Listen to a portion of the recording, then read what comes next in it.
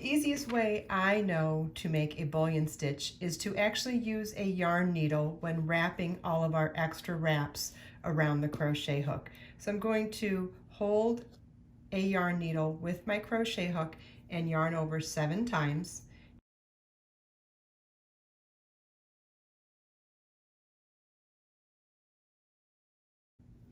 You can do 7, 8, 9, 10. There are lots of different variations on a bullion stitch.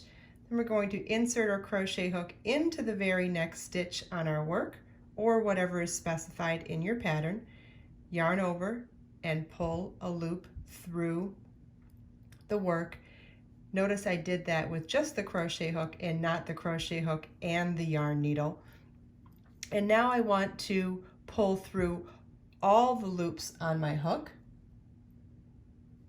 We're going to yarn over just the crochet hook, and now with the hook of the crochet hook facing up towards the yarn needle, we're going to pull all of those loops through.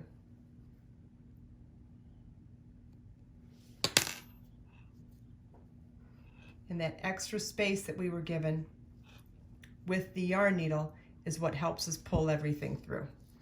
Looks like we've got one extra loop on there. Pull that through. There we go. And chain 1 to tighten. You can do it without the yarn needle, but I find that the yarn needle gives us a little extra wiggle room when pulling through all those extra loops on the crochet hook. So let's do it one more time, and we'll do that one more time. Holding the yarn needle with the crochet hook, yarn over 7 times.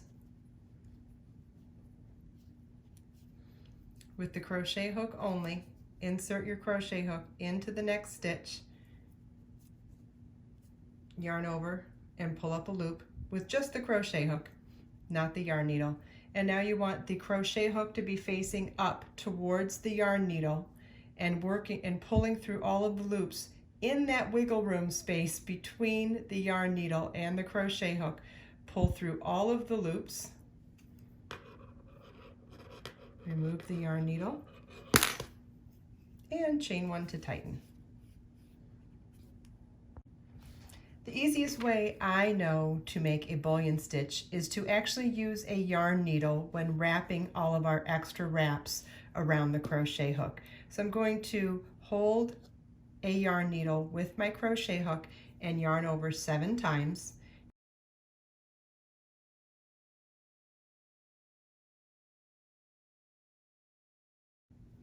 You can do 7, 8, 9, 10. There are lots of different variations on a bullion stitch.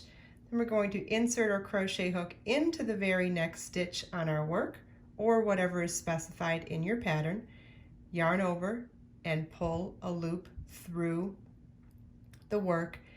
Notice I did that with just the crochet hook and not the crochet hook and the yarn needle. And now I want to pull through all the loops on my hook. We're going to yarn over just the crochet hook, and now with the hook of the crochet hook facing up towards the yarn needle, we're going to pull all of those loops through.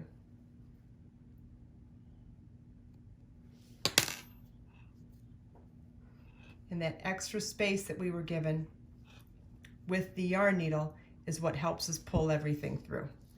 Looks like we've got one extra loop on there. Pull that through. There we go. And chain 1 to tighten. You can do it without the yarn needle, but I find that the yarn needle gives us a little extra wiggle room when pulling through all those extra loops on the crochet hook. So let's do it one more time, and we'll do that one more time. Holding the yarn needle with the crochet hook, yarn over 7 times. With the crochet hook only, insert your crochet hook into the next stitch, yarn over and pull up a loop with just the crochet hook, not the yarn needle. And now you want the crochet hook to be facing up towards the yarn needle and working and pulling through all of the loops in that wiggle room space between the yarn needle and the crochet hook, pull through all of the loops, remove the yarn needle, and chain one to tighten.